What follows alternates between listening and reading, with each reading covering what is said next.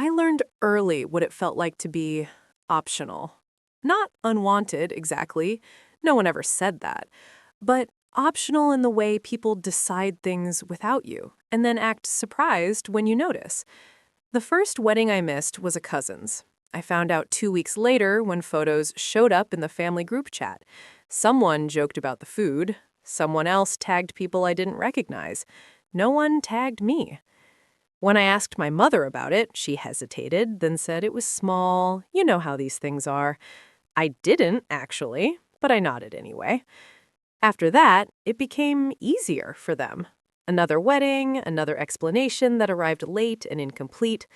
It would have been awkward. There were space issues. We assumed you'd be busy. Each reason sounded reasonable on its own. Together, they formed a pattern I wasn't supposed to name. I stopped asking questions. That was the first adjustment.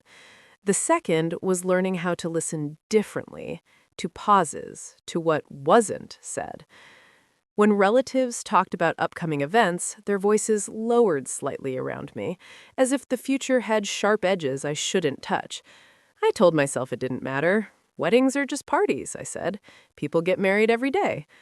But exclusion has a way of accumulating. It's never loud. It just sits somewhere behind your ribs, making everything feel provisional. Years passed like that. I built a life that mostly worked, friends who showed up, work that paid the bills, even holidays that felt lighter when they weren't crowded with expectation. Still, there was a part of me that kept checking the door, wondering if belonging was something I'd missed a class on. When I met the person who would eventually become my spouse, it didn't feel like a rescue. It felt calm. We were both past the age of dramatic declarations. What we shared was steadier than that. We paid attention to each other. We didn't disappear when things got inconvenient. When we decided to get married, we did it quietly. No announcement tour, no family summit, just a decision made between two people who were already living like a team. The guest list came later, and it surprised me how emotional that process was. My partner framed it practically at first. Numbers, budget, space. But for me, it felt like inventory. Not of relationships, but of safety. Who feels like relief when they walk into a room? Who requires explanation before kindness? Who has already shown me where I stand? My family's names didn't land anywhere obvious. They hovered. Unfinished. I kept expecting guilt to arrive in a dramatic wave. It didn't. What I felt instead was fatigue, the specific exhaustion of imagining myself bracing on a day that was supposed to be about standing still. So, I didn't invite them. I didn't announce that choice. I didn't frame it as a statement. I just didn't send the invitations. No message explaining my reasoning, no preemptive defense. The absence was quiet, which felt appropriate. For a while, nothing happened. Then, a few weeks before the wedding, my phone started lighting up in unfamiliar ways. Missed calls from an aunt I rarely spoke to, a vague text from my brother. Heard something weird, call me. I didn't. The story reached me anyway, filtered through mutual contacts. Confusion turned into offense reframed as concern. How could I do this? What would people think? Someone, apparently, suggested they should just show up, sort it out in person. That was the moment something solid shifted.